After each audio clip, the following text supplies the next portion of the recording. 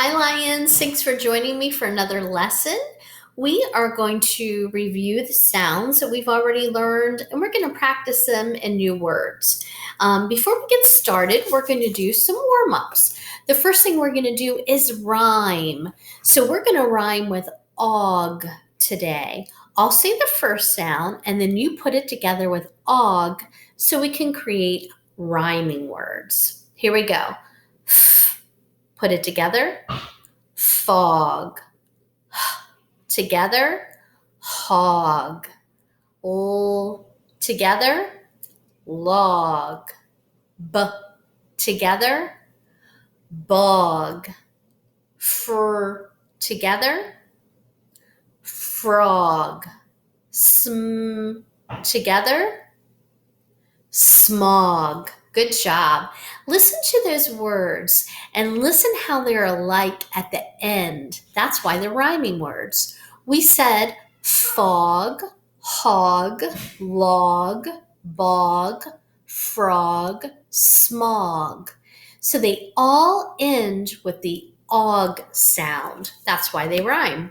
So if you can spell one of those words, like bog, it can help you spell every other word. Fog, hog, log, frog. They all end in the same spelling. So that's why we practice that. When you can generate rhymes, it can help you with spelling. Okay, now I'm going to say the word, and then I want you to tap out the sounds. That's something else we need to learn to do in order to spell. We need to be able to hear and stretch out every sound so we represent it with a letter or letters. Here we go. The first word is hugs. Hugs. I love to have hugs from my boys. Hugs. Let's sound it. Hugs. Bugs. I do not want bugs on my strawberries. Bugs. Sound it. Bugs.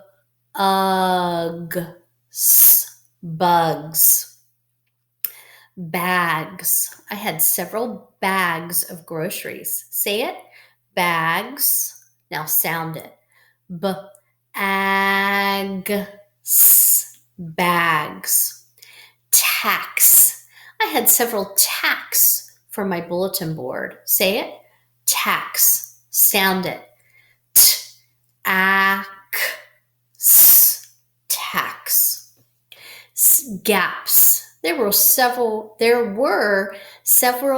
gaps in the wood. Gaps. So in other words, openings. Gaps. Sound it.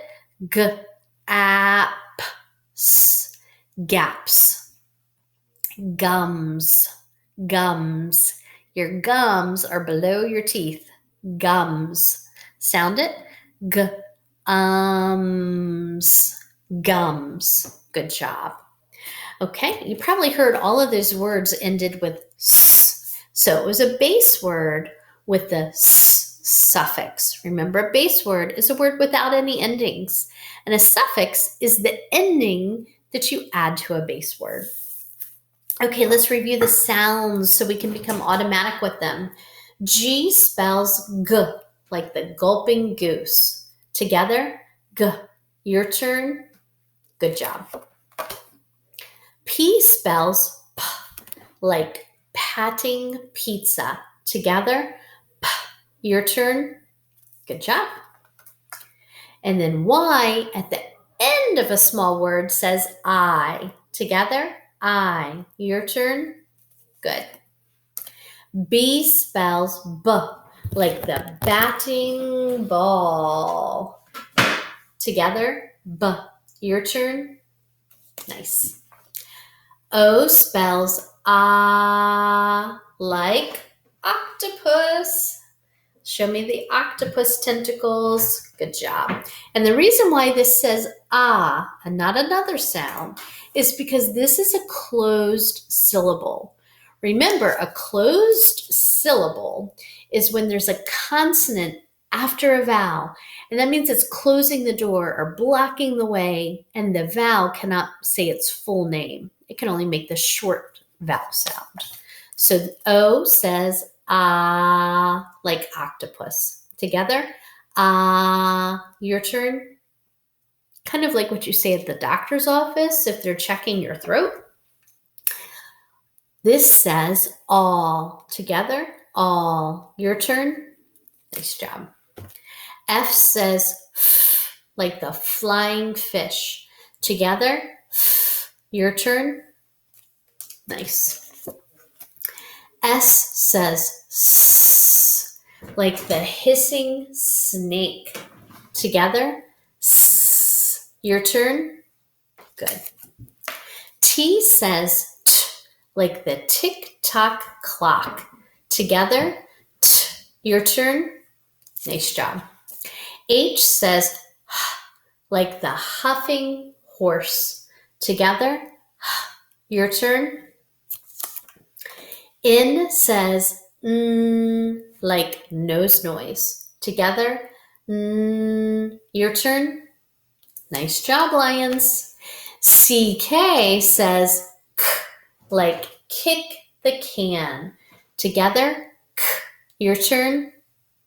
Remember, CK is a special spelling because it is two letters that make one sound. And two letters that make one sound are called digraphs. So this is a digraph. And you're only going to see this spelling at the end of a word. That's why we have this line here. R says r, like the racing robot. Together, r. Your turn. Nice job, lions. C says k, like kick the can. Together, k. Your turn. Remember, there are 3 different ways to spell k. This is one of the 3 ways. Here's the 3rd way. K says k, like kick the can. Together, k. Your turn. Good. D says d, like the digging dog. Together, d. Your turn. Remember, when you spell D, you make a circle and then the stick.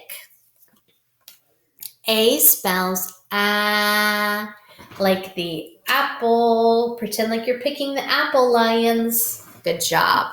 The reason why this says a is because it is a closed syllable. Closed syllables are when you have a consonant after the vowel, and it's closing the door. It's blocking the sound, so it can only make a short vowel sound. Together, your turn. Show me the hand motion, lions. Yes, pretend to pick those apples from the tree. I says I, like it. Show me the signal. Good. Together, I. Your turn. Remember, this says I and not another sound because this also is a closed syllable because there's a consonant after the vowel. U says like up. Show me the signal for the U. Yes, the up arrow. Together, your turn.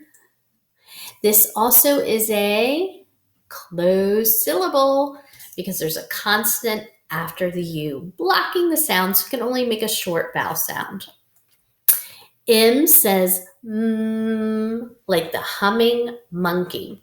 Together, your turn. Nice job. Okay, let's read those sounds in words. Let's take a look at our words.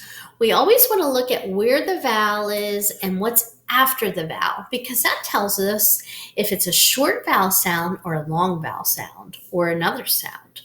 So we have vowel, consonant, vowel, consonant, consonant, vowel, consonant, vowel, consonant, vowel, consonant, consonant, vowel, consonant, consonant, vowel, consonant. I'm seeing a pattern here.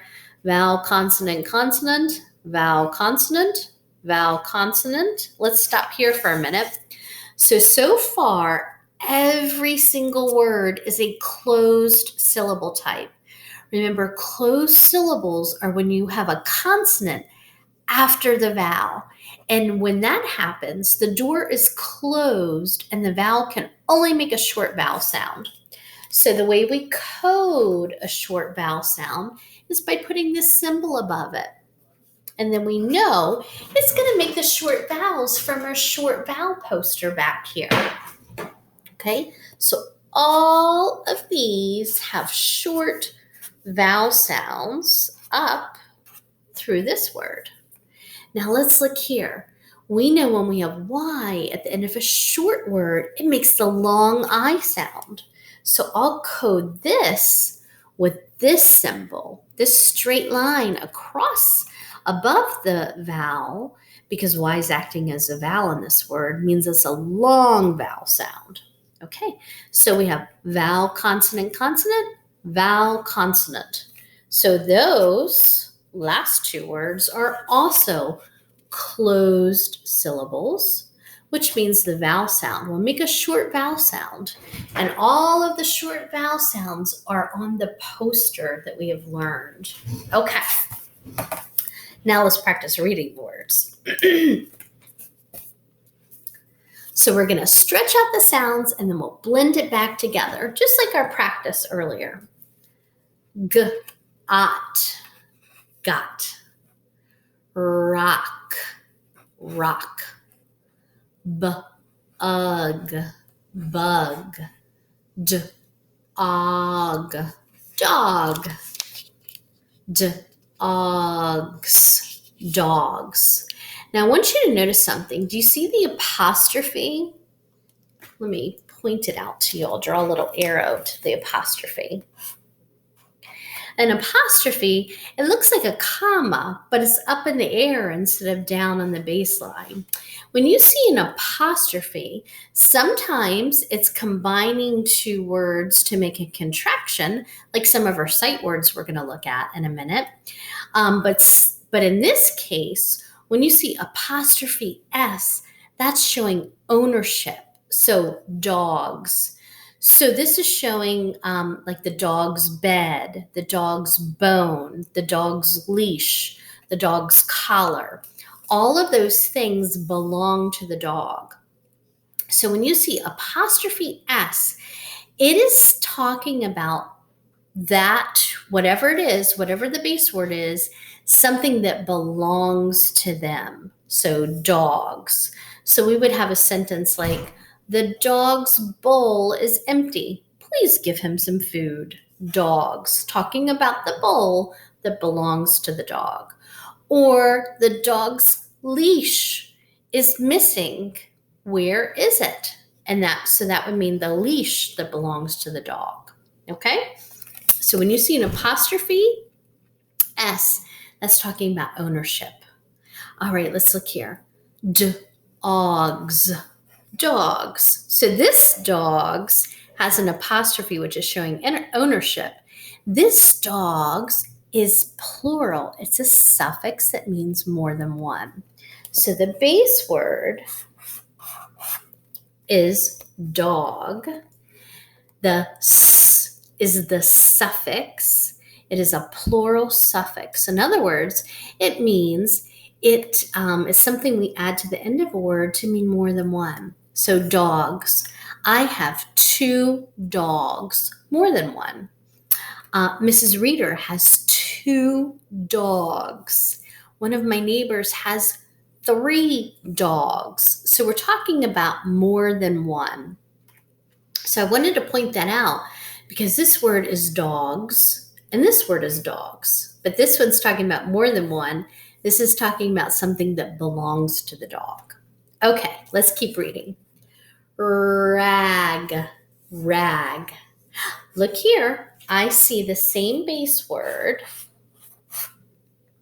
rag, rags.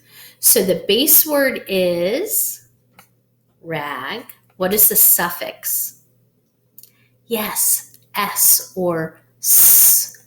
So this means more than one. The rags were dirty. So it could be 3 rags, could be 10 rags. If it's cleaning up in the cafeteria, it might be 15 rags, but it means more than one. In, pin, nap. nap. Okay, remember this Y says I. It's a long vowel sound. My. My favorite time of day is teaching you guys. Back. Back. Snug. Snug. Good job, guys. Okay, I just want to remind you of what we learned before we end the lesson. Remember, we've reviewed before that when you see S at the end of a base word, it is a plural suffix and it means more than one, so two or more. When you see apostrophe S at the end of a base word, that's talking about ownership, something that belongs to whatever the base word is. So in this case, the base word's dog, so we're going to be talking about something that belongs to the dog. All right, Lions, join me tomorrow because I have 2 new sight words to introduce you to, and then we'll practice spelling and reading. All right, I'll see you tomorrow.